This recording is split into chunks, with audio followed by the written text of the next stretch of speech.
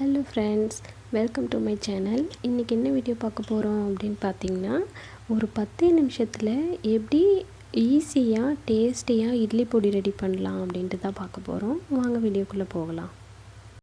அதுக்கு வந்துட்டு 1/4 கப் கடலைப்பருப்பு,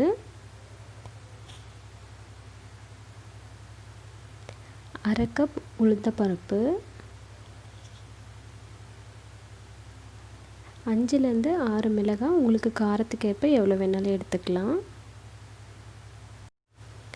3 கொத்து கருவேப்பிலை தழை, அது கூட ஒரு 4 பல் பூண்டு தோல் உரிக்காமல் அப்படியே எடுத்திருக்கேன். தேவையான அளவு உப்பு, ஒரு ஸ்பூன் கருப்பு எள்ளு இல்லைன்னா வெள்ளை எள்ளு எது இருக்கோ நீங்கள் அதை ஆட் பண்ணிக்கலாம். இப்போது இதெல்லாம் நம்ம ட்ரையாக ரோஸ்ட் பண்ணிப்போம். அதுக்கு பாத்திரம் சூடானதும் கடலைப்பருப்பு ஃபஸ்ட்டு போட்டுக்கிறேன். லோ ஃப்ளேமில் வச்சுருங்க.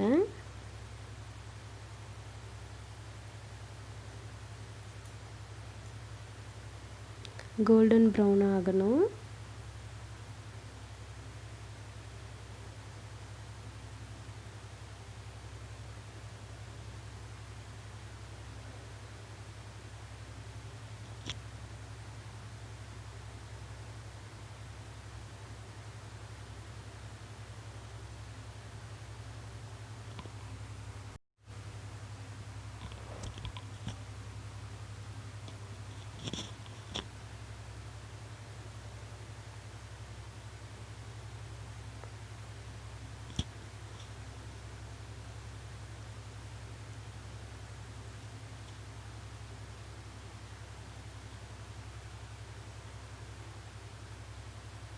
இது அதிகமாக அனல் வச்சு வறுத்துட்டிங்க அப்படின்னா அது ஒரு மாதிரி தீஞ்ச ஸ்மெல்லு மாதிரி வரும். அது நம்ம சாப்பிடவே பிடிக்காது.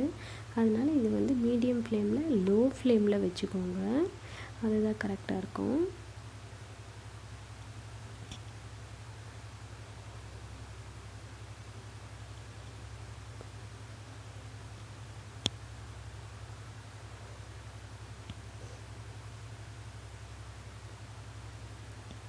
இது ரோஸ்ட் ஆக கொஞ்சம் டைம் எடுக்கும்.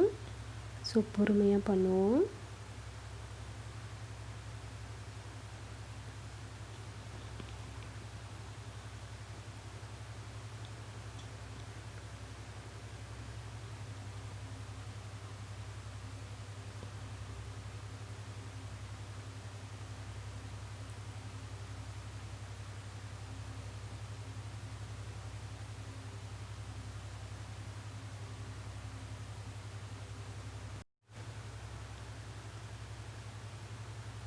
பாருங்கள், கோல்டன் ப்ரௌன் ஆயிடுச்சு. இப்போ நாம் இதை எடுத்துட்டு வேறு பிளேட்டில் மாற்றிட்டு அதுக்கப்புறமா நம்ம உளுந்து சேர்த்துக்கலாம். இப்போ நாம் உளுந்து சேர்த்துப்போம். இதுவும் மீடியம் ஃப்ளேமில் இல்லைன்னா லோ ஃப்ளேமில் வச்சுக்கோங்க.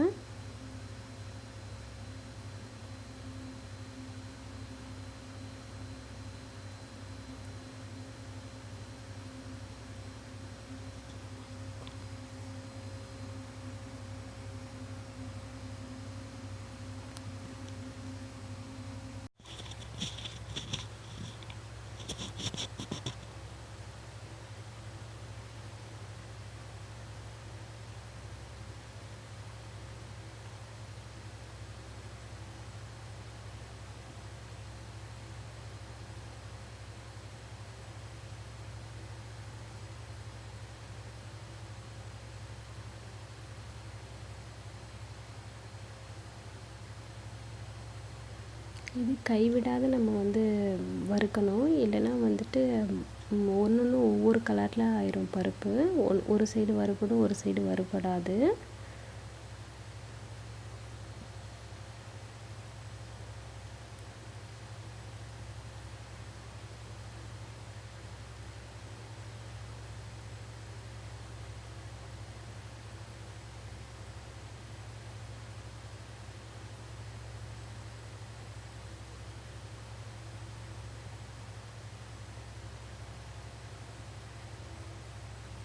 இது கூட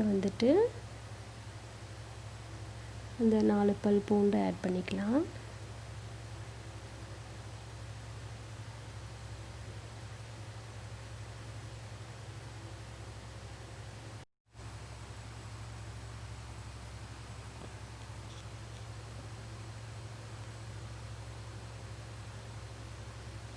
இப்போது அது கூடயே எள்ளு ஒரு ஸ்பூன் எடுத்து வச்சோம் இல்லைங்களா, அந்த எள்ளும் நம்ம சேர்த்திடுவோம்.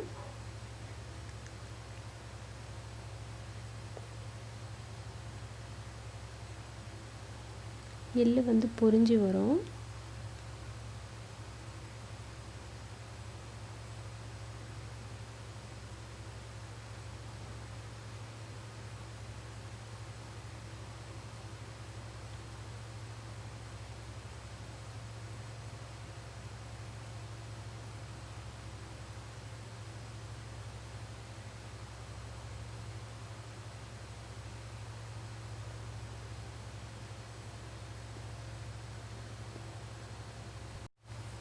அவ்வளோதான், எள் வந்து பொரிஞ்சு வர ஆரம்பிச்சிருச்சு. இதை நம்ம எடுத்துருவோம். இப்போது வரமிளகாயும் இந்த கருவேப்பிலை தலையும் போட்டு ட்ரையாகவே ரோஸ்ட் பண்ணிக்கலாம். இதில் வந்துட்டு நம்ம ஆயில் ஆட் பண்ணக்கூடாது. நம்ம ஆயில் ஆட் பண்ணும்போது நம்ம அந்த பவுடரை அரைச்சோம் அப்படின்னா அதில் வந்து சீக்கிரமாக வண்டு விழுந்துடும். அதனால் இது எல்லாமே நம்ம வந்து ட்ரையாக தான் ரோஸ்ட் பண்ணணும்.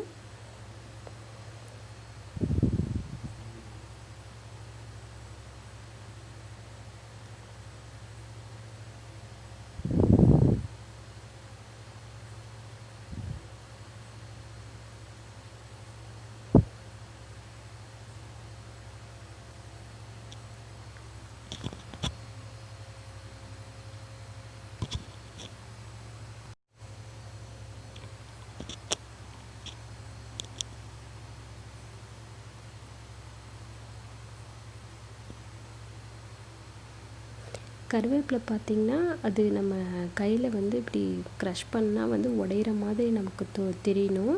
அந்த ஸ்டேஜில் தான் நம்ம இது வந்து ஆஃப் பண்ணணும். இல்லைன்னா கருவேப்பிலை மட்டும் உங்களுக்கு பச்சையாகவே இருக்கும். அது கூட சேரும்போது அந்த பவுடரும் சீக்கிரம் கெட்டு போகிறதுக்கான வாய்ப்பு இருக்குது.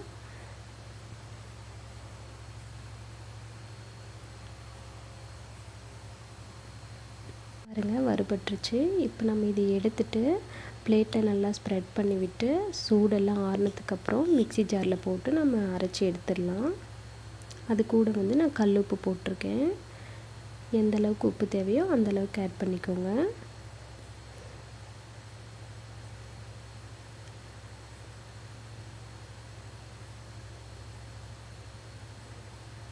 பாருங்கள், இது மாதிரி ரொம்ப நைஸாக அரைக்கக்கூடாது. ஓரளவுக்கு இது மாதிரி இருக்கணும்.